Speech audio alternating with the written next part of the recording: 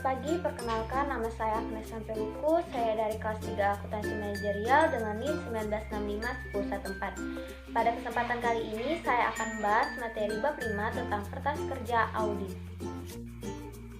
Baik, adapun yang akan saya bahas pada materi ini, yang pertama, definisi dan tujuan pembuatan kertas kerja, yang kedua, pembuatan kertas kerja, yang ketiga, isi kertas kerja, yang keempat, hal-hal yang harus diperhatikan oleh auditor dalam pembuatan kertas kerja, yang kelima, tipe kertas kerja, yang keenam, susunan kertas kerja, dan yang ketujuh, kepemilikan kertas kerja dan kerahasiaan informasi dalam kertas kerja, yang kedelapan, pengarsipan kertas kerja. Baik, selanjutnya kita masuk pada penjelasan definisi dan tujuan kertas kerja audit. Kertas kerja adalah catatan-catatan yang diselenggarakan auditor mengenai prosedur audit yang ditempuhnya, pengujian yang dilakukannya, informasi yang diperolehnya, dan kesimpulan yang dibuatnya berkenaan dengan pelaksanaan audit. Meskipun kertas kerja dibuat dan dikumpulkan oleh auditor dari catatan klien, dalam daerah klien, dan atas biaya klien, kepemilikan kertas kerja sepenuhnya berada di tangan auditor. Ada beberapa tujuan yang dapat dicapai dengan pembuatan dan penyimpanan kertas kerja, yaitu yang pertama, memberikan dukungan yang prinsipil atas laporan audit, yang kedua, sebagai alat untuk melakukan koordinasi, mengorganisasi, dan mengawasi pelaksanaan seluruh tahap audit. Yang ketiga, bukti bahwa audit telah dilakukan sesuai dengan standar auditing. Yang keempat, sebagai pedoman dalam melaksanakan audit berikutnya.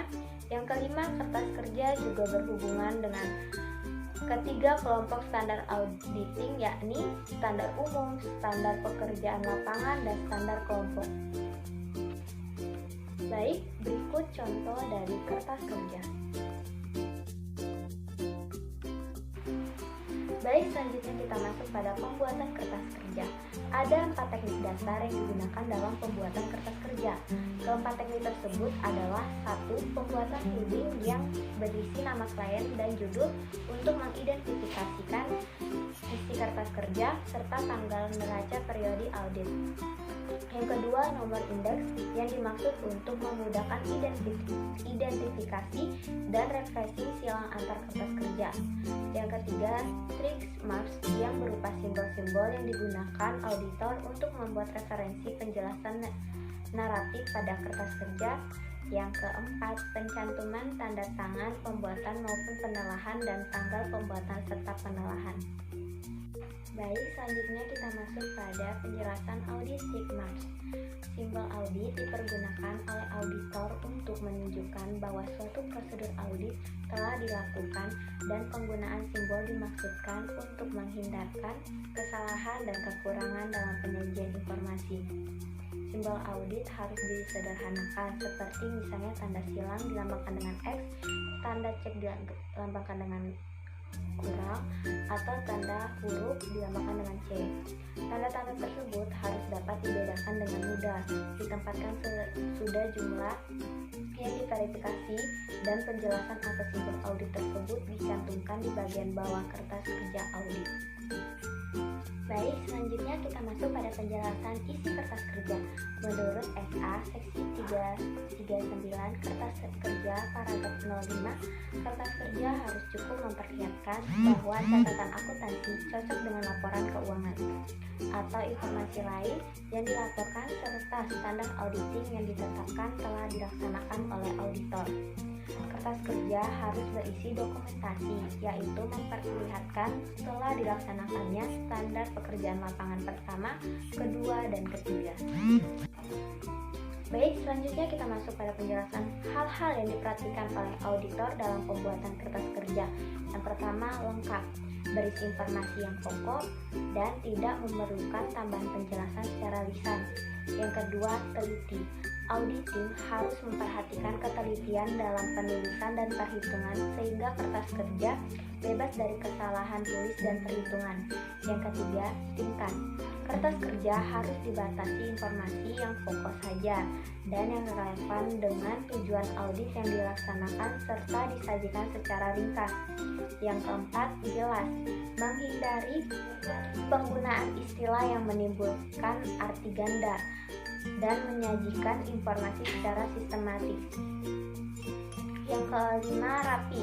Kerapian dalam pembuatan dan keteraturan penyusunan kertas kerja akan membantu auditor senior dalam mereview hasil pekerjaan stafnya dan memudahkan dalam memperoleh informasi. Baik, selanjutnya kita masuk pada penjelasan tipe kertas kerja. Ada 6 tipe kertas kerja audit yang biasanya dikenal, yaitu 1. Program audit. Program audit merupakan daftar prosedur audit untuk pemeriksaan elemen-elemen tertentu. Program audit ini berfungsi sebagai alat yang bermanfaat untuk menetapkan jadwal pelaksanaan dan pengawasan pekerjaan lapangan. Yang kedua, working trial balance. Working trial balance adalah suatu daftar yang berisi saldo berbagai akun buku besar pada akhir tahun yang diaudit dan pada akhir tahun sebelumnya. Yang ketiga, jurnal penyesuaian dan pengklasifikasian kembali. Jurnal penyesuaian dilakukan untuk mencatat kekeliruan dalam laporan keuangan yang nantinya akan dibicarakan dengan klien. Jurnal pengklasifikasian kembali digunakan oleh auditor hanya untuk memperoleh pengelompokan yang benar dalam laporan keuangan klien. Yang keempat, daftar pendukung. Dalam melaksanakan audit, auditor melakukan verifikasi elemen-elemen yang terdapat dalam laporan keuangan. Untuk itu, auditor membuat kertas kerja yang macam-macam untuk mendukung informasi yang dikumpulkan dalam tiap elemen yang diperiksanya. Yang kelima, daftar utama. Semua informasi yang dicatat dalam daftar pendukung diringkas dalam daftar utama. Daftar utama digunakan untuk menghubungkan akun buku besar yang sejenis yang disajikan dalam satu pos. Yang keenam, memorandum audit dan dokumentasi informasi penguat. Memorandum audit merupakan data tertulis yang disiapkan auditor dalam bentuk naratif.